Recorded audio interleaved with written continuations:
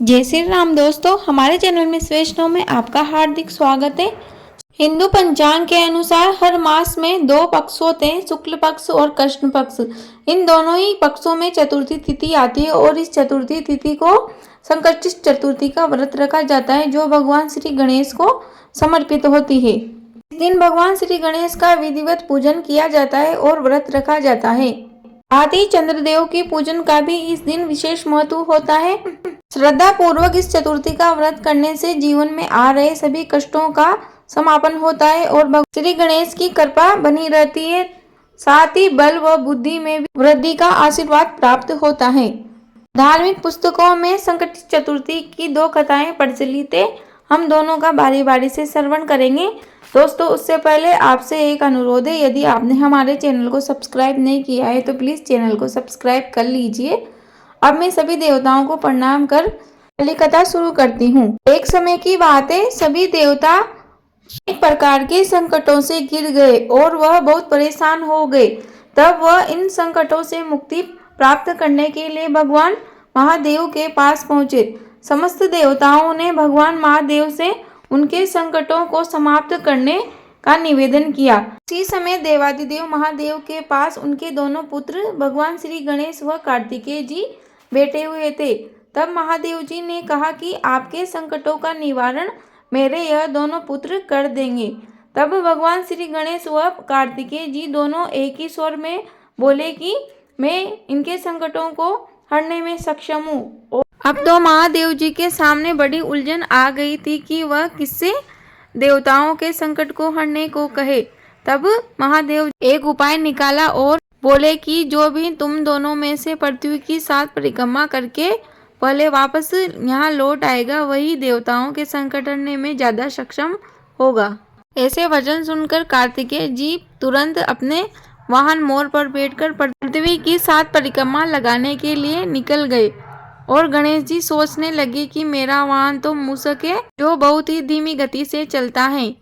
गणेश जी ने अपनी बुद्धि दौड़ाई और अपने स्थान से उठे। वह अपने माता पिता भगवान महादेव जी व पार्वती जी की 7 परिक्रमा लगाकर बैठ गए। कुछ समय बाद कार्तिकेय जी पृथ्वी की 7 परिक्रमा करके वहां लौट आए और कहने लगे कि मैं विजेता हूँ। तब महादेव जी ने भगवान श्री गणेश जी से पृथ्वी की परिक्रमा न लगाने का कारण पूछा तो वह बोले कि माता पिता के चरणों में ही समस्त संसार है, इसीलिए मैंने आप दोनों की परिक्रमा लगा ली। यह सुनकर महादेव जी प्रसन्न हुए और उन्होंने भगवान श्री गणेश को देवताओं के संकट हरने की आज्ञा दे दी। इस प्रकार भगवान महादेव जी ने गणेश जी को आशीर्वाद दिया कि जो चतुर्थी तिथि के दिन विधिवत तुम्हारा पूजन करेगा, वह व्रत करेगा, साथ ही चंद्रमा को अर्घ्य देगा, उसके समस्त पाप नष्ट हो जाएंगे, वह सभी प्रकार के दुख दूर होंगे, वह जीवन में उसे सुख समृद्धि व खुशहाली मिलेगी, साथ ही भौतिक सुखों की प्राप्ति होगी।